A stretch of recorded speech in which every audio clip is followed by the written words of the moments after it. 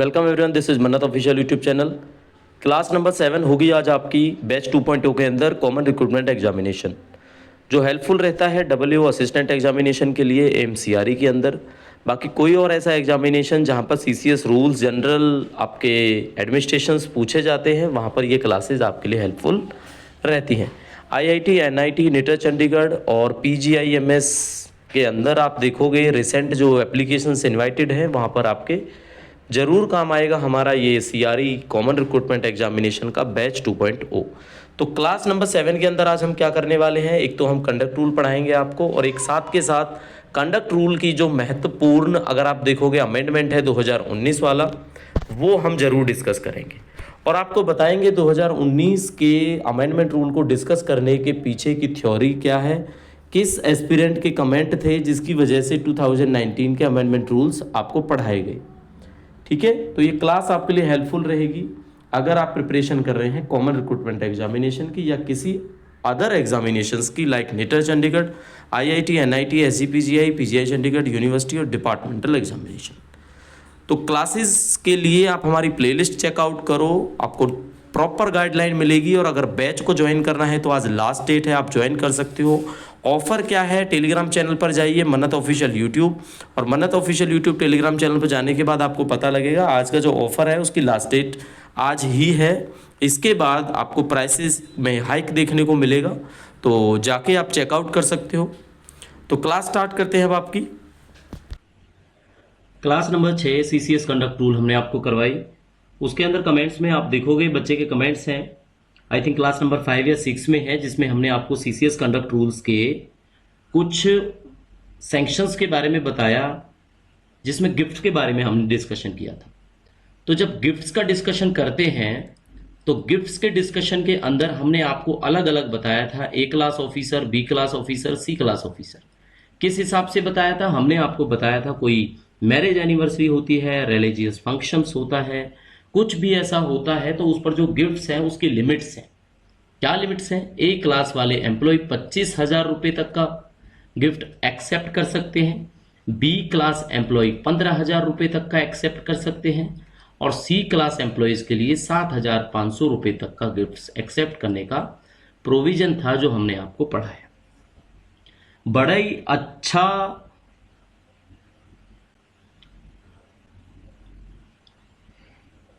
Comment section में आपने भी देखा होगा, एक एस्पिरेंट है जिन्होंने कमेंट्स किया है कि सर 2019 में अमेंडमेंट्स हुए हैं, तो आप प्लीज वो अमेंडमेंट्स भी चेक करो, उसके हिसाब से अब ये लिमिट है ये बढ़ चुकी है। तो डेफिनेटली अमेंडमेंट्स को पढ़ने के बाद वीडियो के स्टार्टिंग में ही हम आपको अमेंडमेंट के बारे में बताएंगे। तो 2019 में ये अमेंडमेंट हुआ, बहुत अच्छा सजेशन है एस्पिरेंट का, ताकि कुछ भी ऐसी अपडेट जो हमसे भी परे रह जाती है, ऐसा नहीं बोलते कि मन्नत ऑफिशियल यूट्यूब चैनल पे गलतियां नहीं होती हैं, बट कोशिश करते हैं कि नेग्लिजिबल रहें या ना हो बिल्कुल। तो ये बहुत अच्छा इनिशिएटिव रहा है आपका कि आपने बताया कि हमने आपको अमेंडमेंट्स के बारे में नहीं बताया। जैसे कि जीएफआर का है, जब हम आपको जीएफआर पढ़ाते हैं तो जीएफआर में परचेज विदाउट कोटेशन 25,000 है, जो बुक्स के अंदर भी दिया हुआ था। आप बुक्स पढ़ोगे 2024 की जो बुक्स थी उसमें वो लिमिट आपकी 25,000 रुपए दी हुई थी, लेकिन बिना किसी के कहे हमने अमेंडमेंट्स आपको बताया एमसीआरई के पेपर से पहले पहले, जिसमें लिखा था कि 25,000 से बढ़कर वो लिमिट कितनी हो चुकी है, 50,000 हो गई है। एग्जैक्टली ऐसे ही हम बात करेंगे आज के नोटिफिकेशन की, जो आपका 29 जुलाई 2019 को आया है। ठीक है, तो अब हम यहां पे लिखेंगे कि अमेंडमेंट हुआ। क्या हुआ बच्चों? अमेंडमेंट। और ये अमेंडमेंट कब हुआ है? 2019 में हुआ है, 2019 में। एग्जैक्टली अगर आप नोटिफिकेशन की डेट देखोगे तो इसी महीने की 29 तारीख डेट थी, 29 जुलाई 2019। क्या नोटिफिकेशन हुआ है, क्या चेंजेस हुए हैं उसके अंदर, तो ये हम आपको बताते हैं क्या चेंजेस हुए। इसमें सीसीएस कंडक्ट रूल्स 1964, पहली बार तो इन्हें कहा क्या गया, जो ये अमेंडमेंट्स आए आपके 2019 में, इनको कहा गया, ठीक है, ये हिंदी में लिख रहे हैं ताकि एग्जैक्टली हर एक बच्चे को समझ में आ जाए। क्या कहा गया? इनको कहा गया CCS conduct amendment rules 920, CCS conduct amendment rules 2019। वैसे आपका कंडक्ट रूल कौन सा है? कंडक्ट रूल वैसे आपका 2019 है, सॉरी 1964 है जो यहाँ पे लिखा हुआ है। तो अमेंडमेंट 2019 में हुआ। अब इस अमेंडमेंट में देखो हुआ क्या था।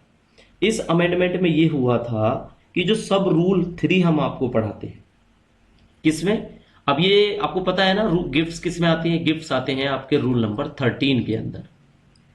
किसके अंदर आते हैं? रूल नंबर 13 के अंदर आपके गिफ्ट्स आते हैं। ये आपको क्लियर हो गया।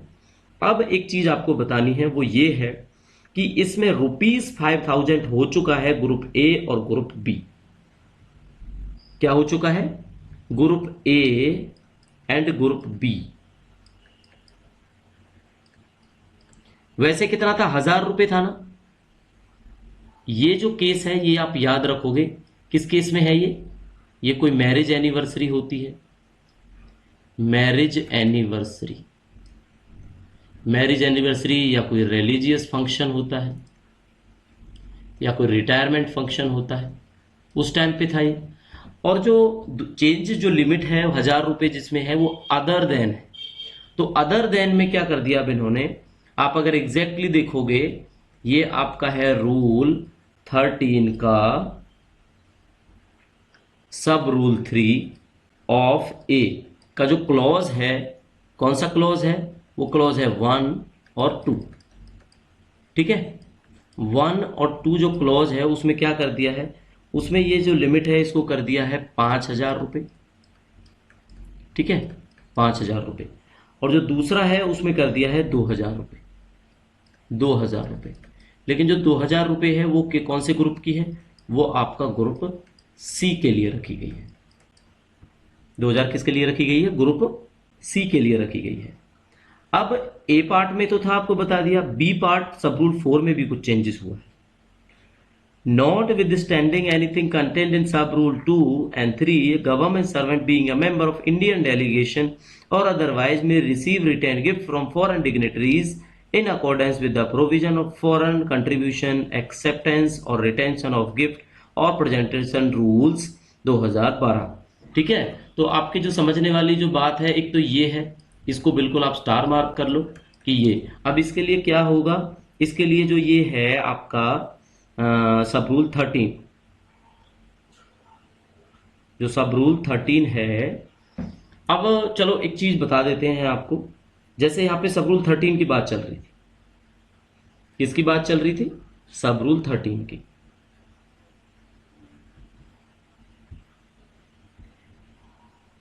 तो 13 के अंदर आपका गिफ्ट्स आता है। अब गिफ्ट्स में पहले आपको ना एक चीज और क्लियर कर देते हैं ताकि कोई कंफ्यूजन कल को ना रहे। गिफ्ट्स में हमने जो आपको कंडीशन बताई वो बताई 25,000, 15,000 और 7,500 रुपये वाली। अब जो एक कंपैरिजन अगर आप देखोगे इसमें, तो आपको पता लगेगा रूल नंबर 13 के 3, 1 2 3 4 5 टोटल कितने सब रूल हैं? 1 2 3 4 5। तो सब रूल 3 ऑफ 13 जिसके अंदर लिखा था in any other case of a government servant shall not accept any gift without sanction of the government if the value exceed, यानी आपको परमिशन की जरूरत पड़ती थी तो हम क्या लिखेंगे,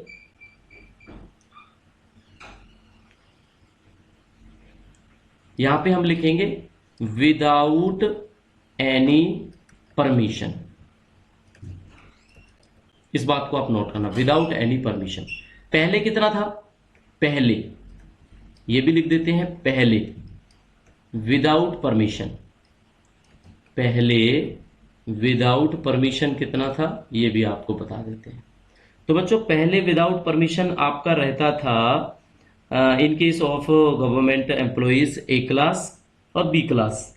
कितना था? ए और बी क्लास में ये आपका 1,000 रुपये था। कितना था? 1,000 रुपये। अब कितना, और सी क्लास का कितना था? सी क्लास का था 500 रुपये। मतलब इससे ज्यादा अगर आप गिफ्ट ले रहे हो तो आपको क्या लेनी होती थी? परमिशन लेनी होती थी। लेकिन अब जो अमेंडमेंट है वो ये 5,000 है, ये 2,000 है, इनके लिए आपको परमिशन लेने की जरूरत नहीं है। इसलिए जो अमेंडमेंट अभी रिसेंटली हम आपको पढ़ा रहे हैं उसमें ये चेंजेस हो गया है। ठीक है, एक अमेंडमेंट और हुआ था इसके अंदर, इस अमेंडमेंट के बारे में भी आपको बता देते हैं। वो अमेंडमेंट है आपका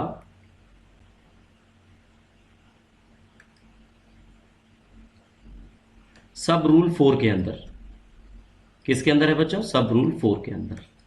तो सब rule 4 of rule number 13 amendment हुआ।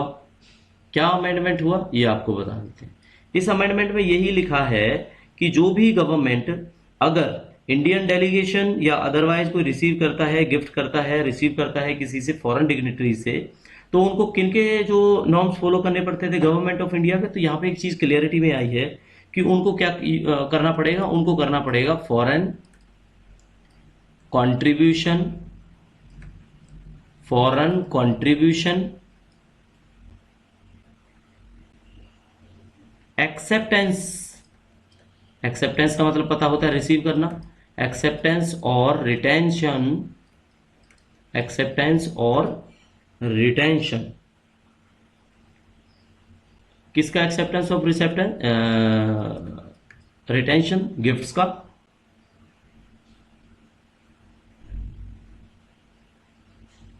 या आपके प्रेजेंटेशंस का। इतना क्लियर हो गया आपको? गिफ्ट्स का या प्रेजेंटेशंस का। और इसके जो रूल्स लगते हैं फॉरेन कंट्रीब्यूशन के, वो रूल्स लगते हैं आपके 2012 वाले, जो टाइम टू टाइम अगर अमेंड होते हैं तो आपको फॉलो करना पड़ता है। तो ये दो चीजें थी जो इसके अंदर चेंज हुई। तो एक बार रिवाइज कर लेते हैं, 2 मिनट का टाइम लगेगा। थोड़ा सा समझने में आपको मुझे लगता है जरूर मुश्किल हुई होगी।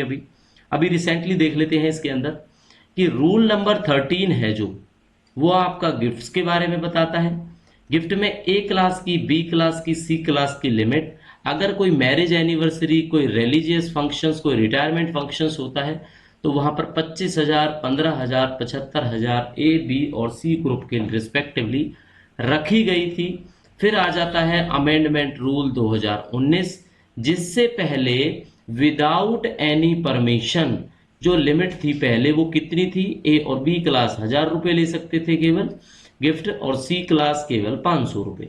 लेकिन अब उसी गिफ्ट को बढ़ाकर यहाँ पे स्टार मार्क कर दिया है हमने, कितना कर दिया है? 5,000 रुपए कर दिया है ए क्लास और बी क्लास के लिए, और 2,000 रुपए कर दिया है यहाँ पर सी क्लास के लिए।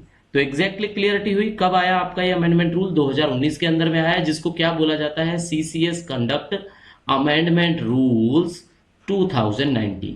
तो एग्जैक्टली आपको क्लियर हो जाना चाहिए कि इसके अंदर क्या था।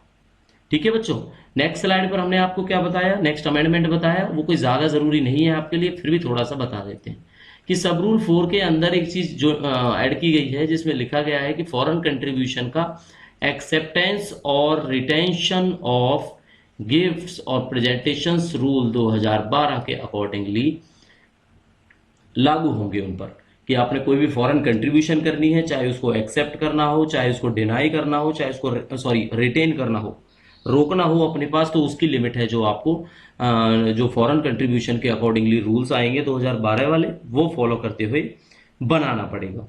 ठीक है, चलो अब एक चीज इसमें क्लियर कर देते हैं कि ये नोटिफिकेशन कौन निकालता है? डिपार्टमेंट ऑफ पर्सनल ट्रेनिंग, जिसको डीओपीटी बोला जाता है। क्लियर हो गया? चलो अब अपनी क्लास है जो सीसीएस कंडक्ट रूल की, थोड़ी सी क्लास है वो कंप्लीट कर देंगे इस क्लास के अंदर, और नया चैप्टर शुरू करने वाले हैं। तो क्लास फोकस करके आप लोगों ने देखनी है, मिस नहीं करना है। अगर कोई भी चीज आप मिस करोगे तो मिस करने के बाद जो पॉइंट्स आपके रह जाएंगे वो कभी क्लियर नहीं हो पाएंगे, और कमेंट सेक्शन में कमेंट करने से उन पॉइंट्स को क्लियर कराने के लिए एक्स्ट्रा टाइम की जरूरत होगी, जिसमें हो सकता है काफी टाइम लग जाए उस चीज को क्लियर करने में। तो इसलिए आपसे यही रिक्वेस्ट है, जब भी क्लास लो अटेंटेटिवली लो, चाहे जब मर्जी आप क्लास करते हैं।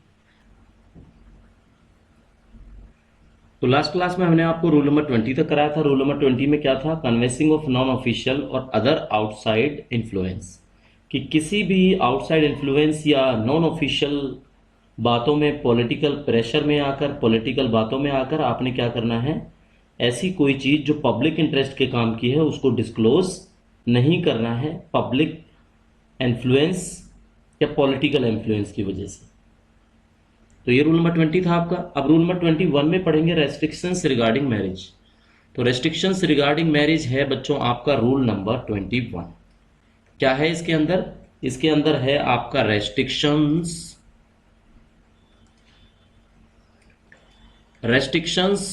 Regarding marriage. क्या क्या रेस्ट्रिक्शंस होती हैं, क्या क्या रेस्ट्रिक्शन होंगी इसके अंदर, अभी थोड़ी देर के अंदर आपको क्लियर हो जाएगा, आपको समझ में आ जाएगा। तो रूल नंबर 21 में हमें पढ़ाया जाता है रेस्ट्रिक्शंस और आपका रिगार्डिंग मैरिज। तो इसमें क्या है, इसके अंदर बेसिकली 2 पॉइंट हैं जो बहुत ज़्यादा ज़रूरी हैं।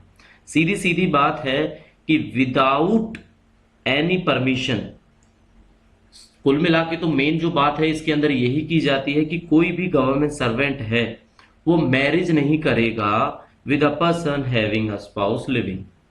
ठीक है, अगर किसी के पास, हम यहां पे शॉर्ट में लिख देते हैं क्योंकि नोट्स फॉर्म में है ये क्लास, आपको समझ में आ जाएगा। नो गवर्नमेंट, यहां पे सर्वेंट भी आप लिख सकते हो, नो गवर्नमेंट सर्वेंट, यहां पे लिखेंगे हम मैरिज विद, मैरिज विद किसके साथ, आ स्पाउस लिविंग। अगर उसके ऑलरेडी कोई पहले स्पाउस है तो उसके अलावा मैरिज के रिगार्डिंग भी रेस्ट्रिक्शन है आपके रूल नंबर 21 के अंदर। रूल नंबर 21 का 1 तो है जो हमने आपको क्लियर कर दिया। 2 क्या कहता है, क्लॉज है इसका, या आप इसको सब रूल कह सकते हो, वैसे सब रूल बोलेंगे, सब रूल 1 सब रूल 2। सब रूल 2 में क्या है, सब रूल 2 में है कि कोई भी गवर्नमेंट सर्वेंट जिसके स्पाउस लिविंग है वो किसी भी तरह से कॉन्ट्रैक्ट या मैरिज किसी अदर पर्सन के साथ नहीं कर सकता। वैसे पहली और दूसरी वाली लाइन में कोई ज्यादा डिफरेंस नहीं है। ठीक है, 2 तरीके से है कि आप कॉन्ट्रैक्ट या जो मैरिज है वो नहीं कर सकते अगर पर्सन के पास कोई लिविंग स्पाउस है। दूसरा यह है कि अगर आप लिविंग स्पाउस है किसी के पास तो वो मैरिज या जो कॉन्ट्रैक्ट है वो नहीं कर सकते। तो ये बेसिक सी बात है, ये एज इट इज रहेगा इसके अंदर। आप यही समझ सकते हो इसको कि रूल नंबर 2 में क्या कहा गया है, स्पाउस लिविंग। ठीक है, अगर स्पाउस लिविंग है तो यहां पे हम लिखेंगे नॉट अलाउड। क्या नॉट अलाउड, मैरिज। ठीक है, ये प्रोविजन है।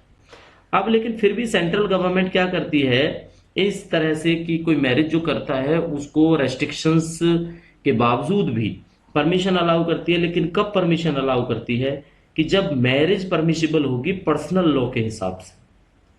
ठीक है, पर्सनल लॉ के हिसाब से मैरिज अलाउड होगी और कोई अदर ग्राउंड होगा, यानी रीजंस मेंशन करने पड़ेंगे।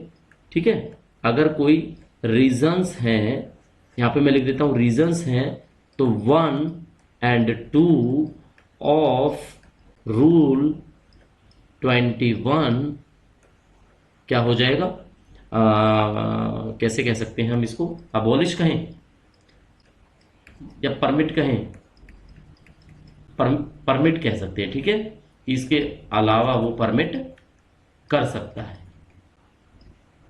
परमिट कर सकता है। क्लियर हो गया आपको ये रूल नंबर 21। अब इसमें एक चीज और भी है, कोई भी गवर्नमेंट सर्वेंट अगर मैरिड है या मैरी करना चाहता है पर्सन से जो इंडियन नेशनलिटी के अलग है, मतलब उनकी जो नागरिकता है वो भारत के अलावा किसी और देश की है, तो ऐसा करने से पहले उनको गवर्नमेंट को इंटीमेट करना पड़ेगा। तो जो आपका 3rd पॉइंट रहेगा किसका, रूल 21 ऑफ 3rd, इसमें यही है कि other than India, other than Indian citizenship, अगर आप मैरिज करना चाहते हो सिटीजनशिप तो क्या है, अदर देन इंडियन सिटीजनशिप तो क्या है, परमिशन रिक्वायर्ड है, permission required from central government. ठीक है, यहाँ पे सीजी का मतलब सेंट्रल गवर्नमेंट है, ये बोलता है रूल नंबर 3। तो आपको तीनों रूल्स क्लियर हो गए होंगे, साफ साफ लिखा हुआ है इसमें रेस्ट्रिक्शंस रिगार्डिंग मैरिज है। Rule number 1, rule number 2, rule number 3 आपके सामने है। और rule number 1, rule number 2, rule number 3 में क्या बताया गया है कि कोई भी गवर्नमेंट सर्वेंट मैरिज करता है अगर उसके स्पाउस लिविंग है तो परमिशन अलाउड नहीं की जाती है। अगर किसी के स्पाउस लिविंग है और वो मैरिज करना चाहता है तो उसको नॉट अलाउड किया जाता है। अगर 3rd में एक चीज बताई गई है कि वो चाहे तो वो परमिशन एडमिसिबल है पर्सनल लॉ के हिसाब से। ठीक है, इस केस में क्या होगा, गवर्नमेंट से आपको क्या करना पड़ेगा, पहले कोई रीजंस बताना होगा, कोई ग्राउंड बताना होगा कि ये किस वजह से कर रहे हो। ठीक है, ये। और तीसरी बात यही है कि इंडियन नेशनलिटी के अलावा अगर कोई मैरिज करना चाहता है तो गवर्नमेंट को आपने इंटीमेट करने हैं वो फैक्ट्स कि किस वजह से आप करना चाहते हो। तो रूल नंबर 21 के अंदर कितने रूल हैं, सब रूल हैं 1, 2 और 3।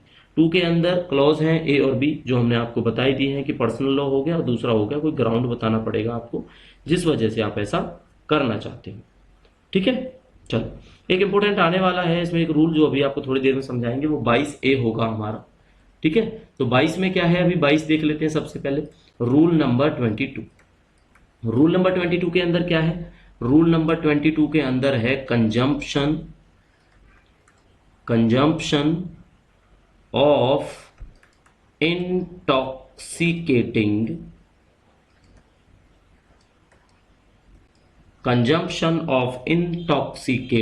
Drinks and drugs. क्लियर हो गया कि इंटॉक्सिकेटिंग ड्रिंक्स और जो ड्रग्स हैं उनका कंजम्पशन नहीं करना होता रूल नंबर 22 के अकॉर्डिंगली। तो कैसे बोला जाएगा इसको, इसका सब रूल बोलेगा स्ट्रिक्टली अबाइड। स्ट्रिक्टली क्या करेगा, अबाइड करेगा, आपको रूल्स में बांधेगा, अबाइड बाई एनी लॉ। इसमें क्या है कि आपने साफ साफ करना है कि भाई आप जो इंटॉक्सिकेटिंग ड्रिंक्स है या ड्रग्स है अपने एरिया में या किसी एरिया में, उसको क्या है स्ट्रिक्टली अबाइड करोगे।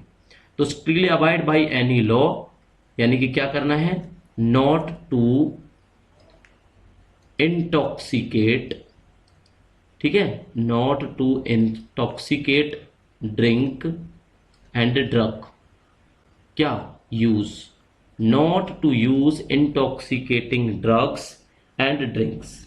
क्लियर हो गया। दूसरे वाले में क्या है कि किसी भी इन्फ्लुएंस में आकर इंटॉक्सिकेटिंग ड्रग या ड्रिंक को आप अपनी ड्यूटी के टाइम पे तो बिल्कुल यूज नहीं करोगे, जिसकी वजह से आपकी ड्यूटी इफेक्टिव होती है, इफेक्टिव नहीं अफेक्टेड होती है। इफेक्टेड तो अच्छी हो जाएगी, अफेक्टेड होता है, अफेक्टेड होती है किसी भी तरीके से, किसके इन्फ्लुएंस में आकर, ड्रिंक्स के इन्फ्लुएंस में आकर। ठीक है, तो हम क्या लिखेंगे यहाँ पे, no drinks drugs during duty. ये समझो आप, ये कंक्लूजन निकला, no drinks drugs during duty. तो जो भी ड्यूटी का पीरियड है at any time, may be day और may be night, may be evening shift, तो भी आपको क्या है इससे अलग रहने की सलाह दी जाती है। ठीक है, तो ये 22 का ए था बच्चों, क्लॉज है ये बी था, और बी के अंदर भी एक बी भी ऐड किया गया है। वो बी में क्या है, वो बोलता है आपने कंज्यूमिंग करने से पब्लिक प्लेस में बिल्कुल अवॉइड करना है। बी इसमें क्या करना है, यहां पे हम लिखेंगे पब्लिक प्लेस पर नो ड्रिंक ड्रग। क्लियर हो गया आपको इतना ही। बीबी के अंदर कौन सा बीबी है, रूल 22। अब रूल 22 के बीबी के बाद रूल 22 का सी भी आएगा और 22 का डी भी आएगा, इसी में क्लियर कर देंगे। सी में क्या होगा कि इंटॉक्सिकेशन की स्टेट में आप पब्लिक प्लेस पर नहीं जाओगे। ठीक है, तो क्या लिखेंगे, not appear in public place, not appear in public place in intoxicating state. जब आप इंटॉक्सिकेटिंग स्टेट हो तो आपने अपीयर नहीं होना है। ठीक है, अब डी क्या कहता है, not excessive use of drink drug. अब आपको क्लियर कर देते हैं, बस इतना ही वेट करना था आपने। पब्लिक प्लेस के बारे में भी बताएंगे अभी क्या होता है पब्लिक प्लेस, इससे ज्यादा इसके अंदर पेपर में कुछ नहीं पूछा जाता आपसे। ठीक है, देखो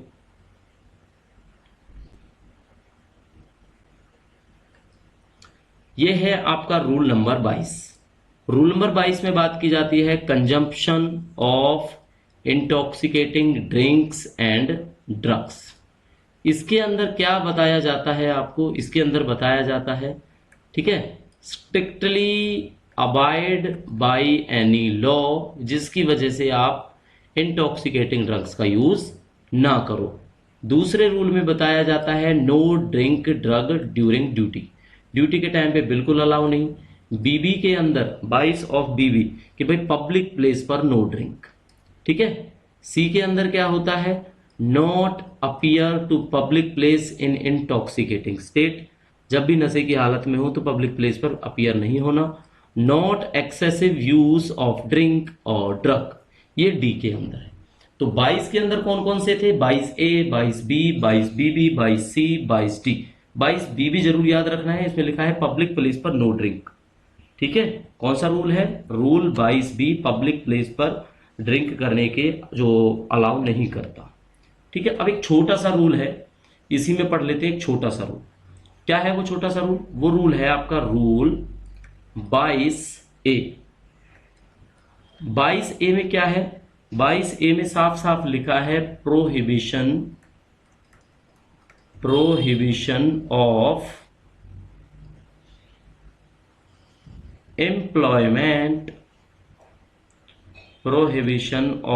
एम्प्लॉयमेंट ऑफ चिल्ड्रन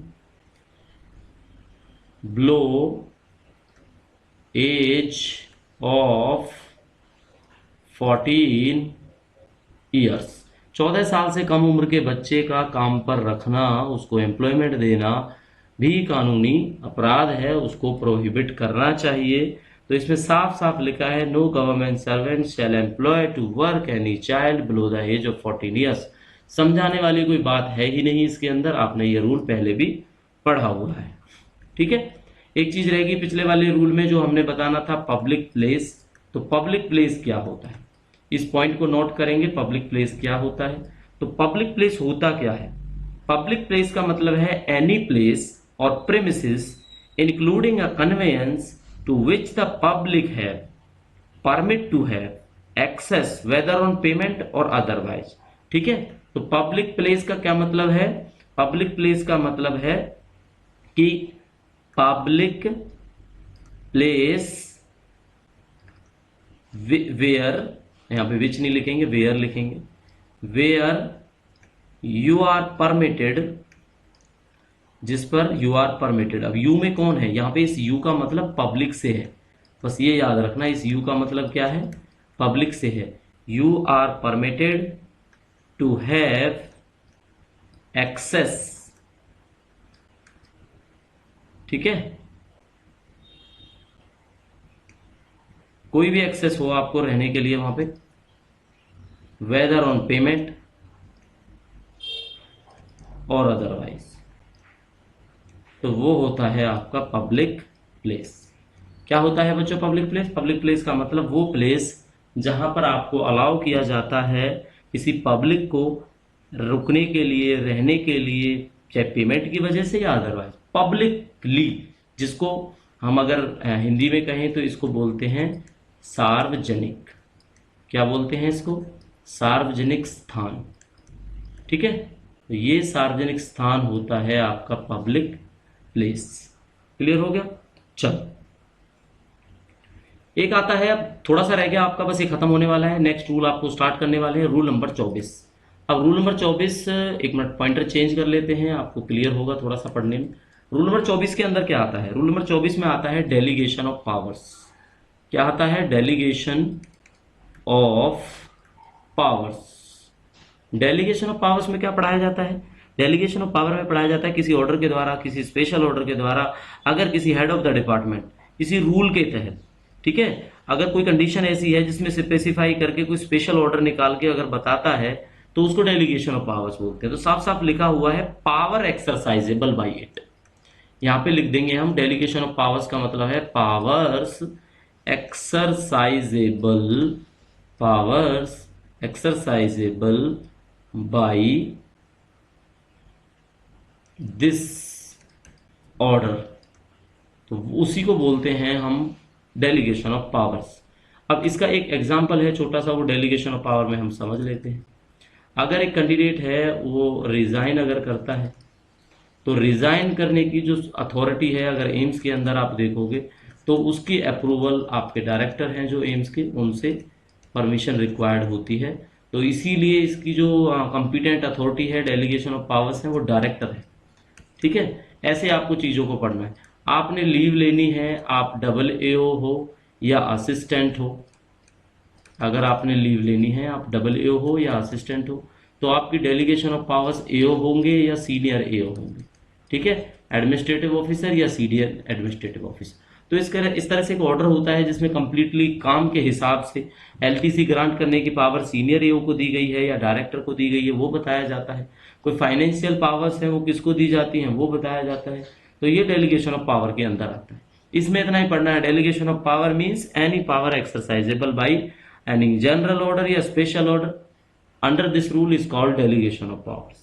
ठीक है, अब 25 में क्या आता है, रूल नंबर 25 में कोई कानून अगर वापस लेना है इनमें से तो उसके लिए बताया गया है, रिपील बोलते हैं जिसको।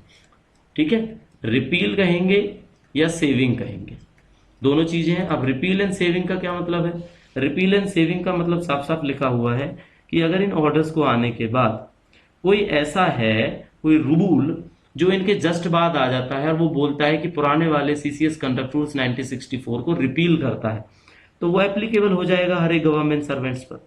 ठीक है, कि भाई वो रिपील हो चुके हैं, अब ये वाले लागू होंगे। क्लियर हो गया इसके अंदर आपको? क्लियरिटी सिंपल सी है कि रिपील ऐसी होती है जो प्रीवियस ऑपरेशन ऑफ रूल्स को अफेक्ट ना करे। ठीक है, रिपील ऐसी होती है कि प्रीवियस जो रूल्स हैं उनको बिल्कुल कॉन्ट्रावीन ना करे, उनके लिए मना ना करे। तो रिपील एंड सेविंग के अंदर आपको यही पढ़ाया जाता है, इससे ज्यादा कुछ नहीं। ठीक है, नेक्स्ट क्लास में सीसीएस कंडक्ट रूल्स के एमसीक्यू लेके आएंगे और नेक्स्ट क्लास का थ्योरेटिकल सेक्शंस भी हम आपको पढ़ाएंगे। अब इसके बाद हमने रूल्स हैं जो स्टार्ट करने हैं, वो कौन से रूल्स स्टार्ट करने हैं, वो करने हैं हमने सीसीएस सीसीए रूल्स। कौन से करने हैं, सीसीएस सीसीए रूल्स। अब सीसीएस सीसीए रूल्स आपको पढ़ाना स्टार्ट करते हैं। तो ये रहेगा हमारा नया टॉपिक जिसमें हम बात करेंगे सीसीएस सीसीए रूल्स के बारे में। तो सीसीएस सीसीए रूल्स 1965 बोला जाता है, जैसा सीसीएस कंडक्ट रूल्स 1964 बोला जाता है। अब सीसीएस में तो आपको पता ही है, सीसीएस होता है सेंट्रल सिविल सर्विसेज, ये आप पहले भी देख चुके हो। लेकिन सीसीए क्या होता है, ये जो सीसीए है इसका मतलब आपको बताते हैं। इसका मतलब होता है क्लासिफिकेशन, सी से क्लासिफिकेशन हो जाएगा, दूसरे वाली सी से कंट्रोल होएगा, क्लासिफिकेशन कॉमा कंट्रोल एंड, और ए से होगा बच्चों अपील। ठीक है, अब आपको समझ में आया होगा इसमें है क्या। इसमें एक तो जॉब्स का क्लासिफिकेशन है, कौन सा ग्रुप ए, कौन सा ग्रुप बी, कौन सा ग्रुप सी, कौन सा ग्रुप डी, है ना। हालांकि ग्रुप डी आजकल है नहीं, अर्स्टवाइल हो चुका है वो, क्योंकि ग्रुप सी के अंदर ही डी को मर्ज कर दिया है। क्लासिफिकेशन पढ़ लिया। कंट्रोल के अंदर आएगा, अपील में अगर कोई अपील फाइल करनी है तो कैसे करनी है, तो ये रूल है। ठीक है, ये सबसे ज्यादा काम आते हैं जब कोई डिपार्टमेंटल इंक्वायरी होनी हो, किसी पर कुछ इस तरह से कोई चार्ज लगा हो, कोई किसी को सस्पेंड करना हो, किसी पर पेनल्टी लगानी हो। तो अगर देखोगे सीसीएस कंडक्ट रूल, तो कंडक्ट रूल तो सिंपल आपको बता देगा भाई कि इस पर अनुशासनात्मक कार्रवाई होनी चाहिए। फिर उसके लिए सीसीए बताएगा आपको कि क्या कार्रवाई होना चाहिए, क्या उस पे सस्पेंड करना चाहिए उनको, क्या उन पे इंक्रीमेंट्स को रोकना चाहिए उनके, क्या उनके प्रमोशन को रोकना चाहिए, एवरीथिंग। ठीक है, अपील में फिर अपीलेट अथॉरिटी क्या है ये सब पता लगता है आपको, पेनल्टीज लगानी कैसे है उसका प्रोसीजर पता लगता है, पेनल्टीज हैं कौन कौन सी वो पता लगता है। ठीक है, तो ये एवरीथिंग पढ़ेंगे। तो इसके अंदर बेसिकली आपको समझाने की कोशिश करेंगे हम कि इसके अंदर जो पार्ट है या चैप्टर कहो आप, ठीक है, पार्ट के हिसाब से ही आपको समझा देते हैं। यहां पे लिख देते हैं नंबर 1। तो अगर आपसे कोई पूछे कि इसके अंदर टोटल पार्ट, मैं तो कहूंगा शेड्यूल, ठीक है, वैसे पार्ट्स पूछा जाएगा शेड्यूल्स, तो आप कितने बताओगे टोटल कितने हैं, तो टोटल इसके अंदर 9 है। रोमन में लिखते हैं ना ऐसे, तो ये 9 है। ठीक है, अब 9 का पहले हम नाम जानेंगे फिर पढ़ना शुरू करेंगे। क्या करेंगे, 9 के पहले हम नाम जानेंगे और फिर पढ़ना शुरू करेंगे। फिर आपको पता लग जाएगा हर एक चैप्टर के अंदर आप लोगों ने पढ़ना क्या है। तो देखो, जो चैप्टर 1 है वो तो आपको पता ही है, क्लासिफिकेशंस वगैरह बेसिक होता है, टाइटल होता है, किस पर एप्लीकेबल है वो पढ़ाया जाता है। तो इसके अंदर ये होगा आपका जनरल। क्या होगा, जनरल। सेकंड में हम आपको पढ़ाएंगे क्लासिफिकेशंस। क्लासिफिकेशन में क्या होगा, अब देखो बेसिक हम आपको बताते चल रहे हैं क्या होगा इस क्लासिफिकेशन में। क्लासिफिकेशन के अंदर आपको मिलेगा कि सर्विस का क्लासिफिकेशन क्या है, पोस्ट का क्लासिफिकेशन क्या है, सीसीएस का जो कॉन्स्टिट्यूशन है वो कैसे है, वो सब चीज पता लगती है। ठीक है, चलो इसके बाद आ जाएगा आपका पार्ट नंबर 3। पार्ट नंबर 3 में क्या पढ़ोगे, पार्ट नंबर 3 में पढ़ोगे ए ए क्या होता है, ए बोलते हैं अपॉइंटिंग अथॉरिटीज को। किसको बोलते हैं, अपॉइंटिंग अथॉरिटीज। ठीक है, समझना इस चीज को, जगह थोड़ी कम है इसलिए ऑथ लिख दिया हमने यहां पे। 4th चैप्टर के अंदर अब ये जो अथॉरिटीज हैं ये क्या है कि भाई ए ग्रुप ए की अपॉइंटमेंट कौन करेगा, बी की कौन करेगा, सी की कौन करेगा, एवरीथिंग होता है इसके अंदर।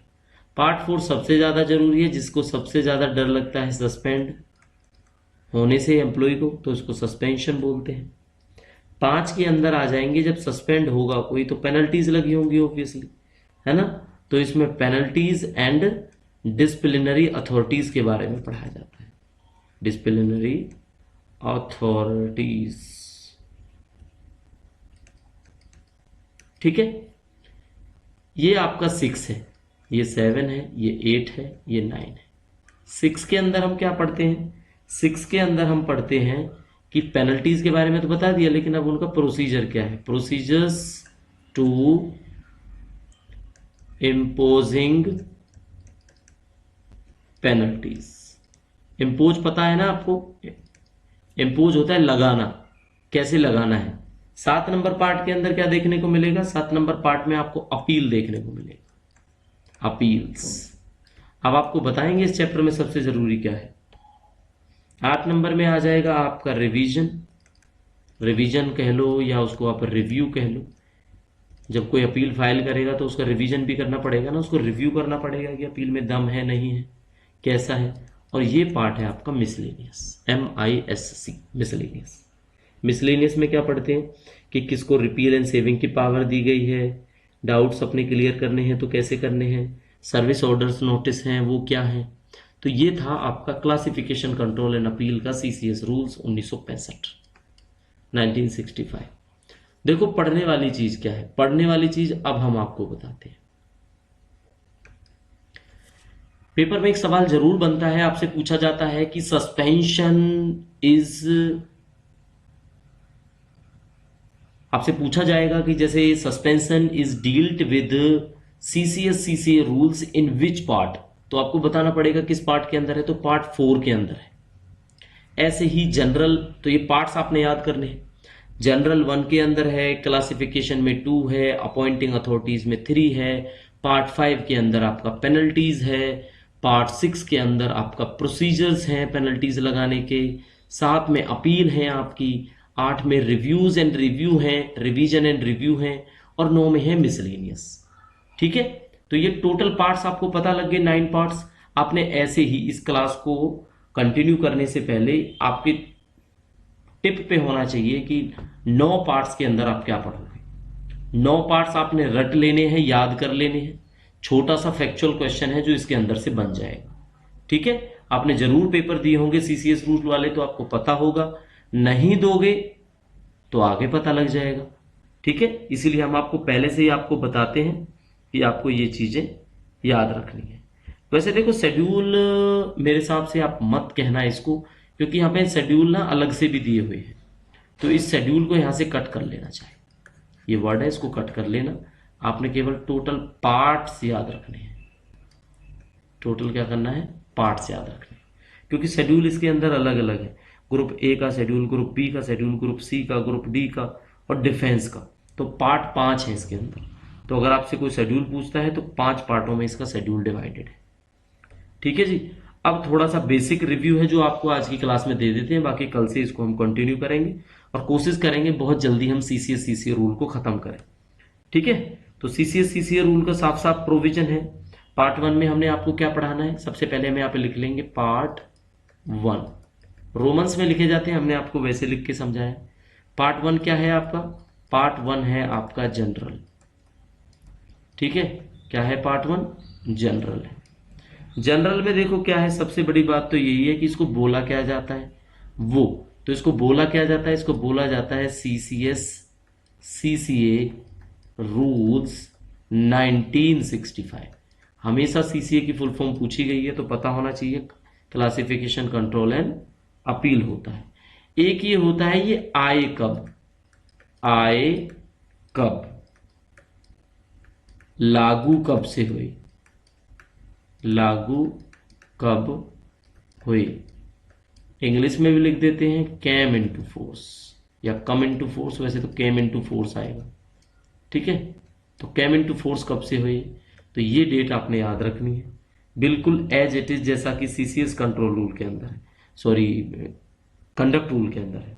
तो इसके अंदर क्या है, कब से लागू हुई, ये आपके हुए थे 1/12/1965, ठीक है, 1/12/1965, यानी कि 1 दिसंबर 1965 को ये लागू हुए। कौन से लागू हुए, ये हुए आपके सीसीए रूल्स, इसीलिए बच्चों इनको बोला जाता है सीसीए रूल्स 1965, ठीक है।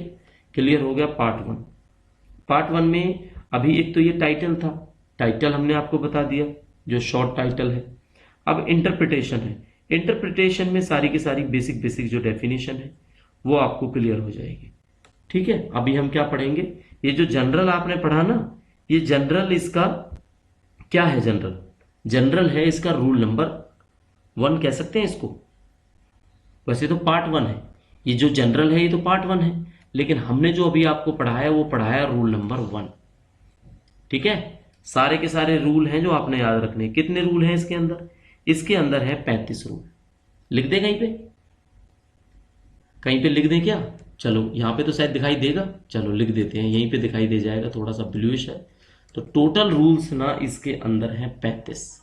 इसके अंदर भी ए करके आते हैं कुछ, एक 29 ए आता है और एक आपका 6 ए आता है, इसलिए सीरियल नंबर बनेगा 37 और रूल बनेंगे 35। तो टोटल 35 रूल्स के अंदर आपने ये पढ़ लेना है।